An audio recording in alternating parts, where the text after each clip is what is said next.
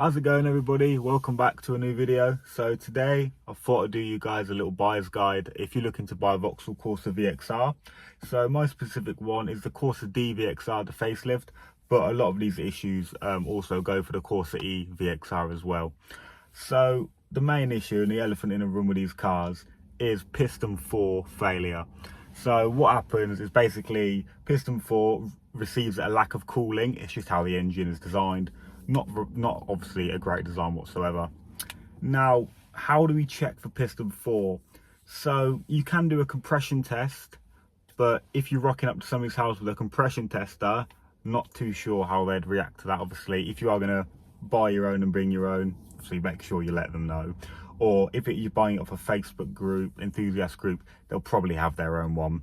I mean, I should probably invest in one if I'm honest. I've not checked my piston 4 compression, but I mean, the car runs fine, so I assume it'll be all right. But I think generally, it's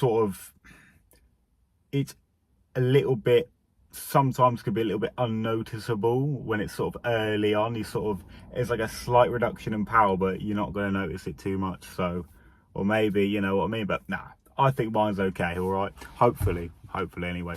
Next thing, the gearbox.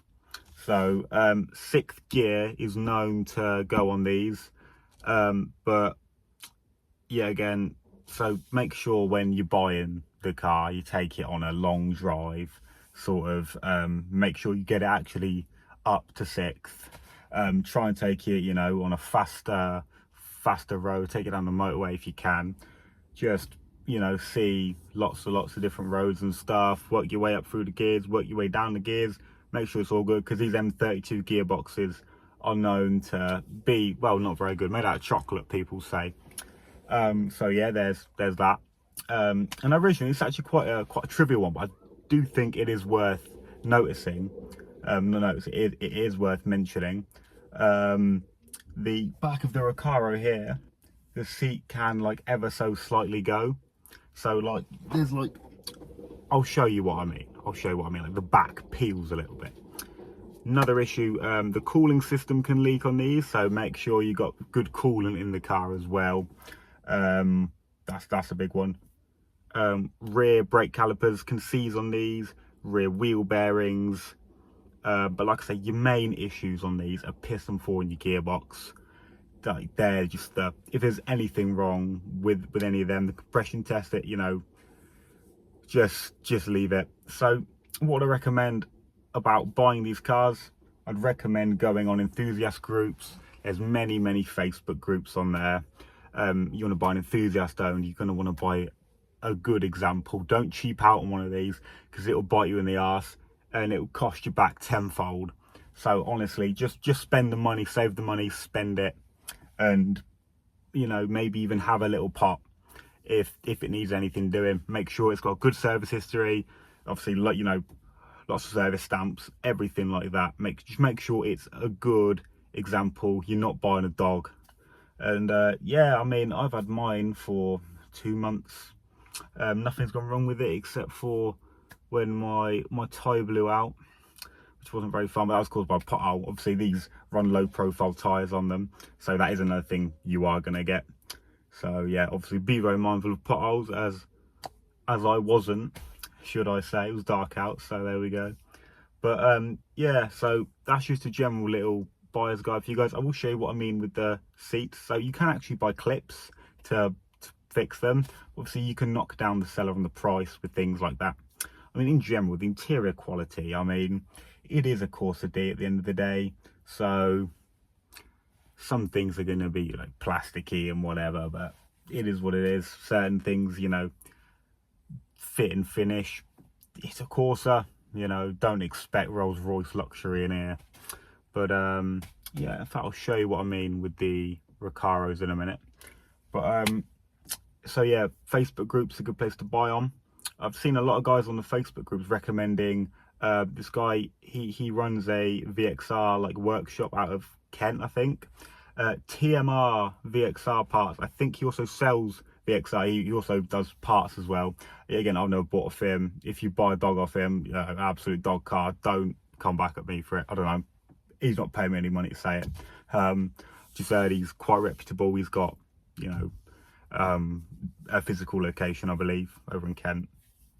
And yeah, man, so you know, there's a lot of fear and stigma over these cars about buying them. They're going to bite you in the ass, this, that. Like I say, man, life's too short to think what if, and oh, it's going to fail, it's going to cost me this, that.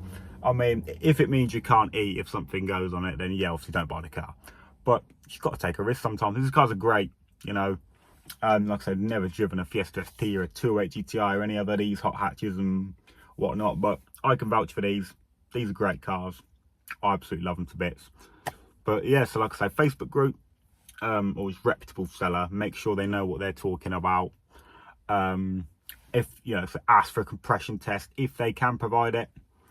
Yeah, like I say, generally work your way up through the gears. Make sure the gearbox is feeling all right. Make sure it's not jumping out of gear or anything. But even if the gearbox look, you know, you think it's going to fail or whatever, you can pick them up pretty cheap. Like, because they're not a very good gearbox. In your ownership, gearbox, it might go. But like I say, I'm not fear mongering over these. Things like piston 4 and gearbox, like, they're not as common as you would think, especially piston 4. It's really only ones that have been abused. And like I say, with these cars, you've got to let them warm up. When you've finished, let them cool down. If you're going for a particularly hard driving session, bit of spirited driving or whatever, you know, just things like that. Well, yeah, that's really all I got to say, and I'll show you the Recaro seat. But for now, I'm going to outro this video. Thank you very much for watching. If you have any questions, please feel free to drop them in the comments. And yeah, buy a VXR. Hopefully you won't regret it. I haven't so far, but like I say, we'll try and make some more videos on this car, because, you know, before I sort of dip my toe in a bit of welding content, not sure if I'm going to keep that up, because, well, it's my job and it's just work. I just sort of wanted to make some content on it because, well, it's kind of what I know the most about out of anything. I'm sort of dipping my toe in, you know, maybe a bit of car content, maybe a bit of travel stuff as well. And yeah, like I say, subscribe if you want to see more. Want to see more of this VXR, please, you know, let me know and things like that. And I'm gonna show you the Recaro right now. But like I say, cheers guys, thanks for watching, and yeah, see you in a bit. This is what I'm talking about behind here.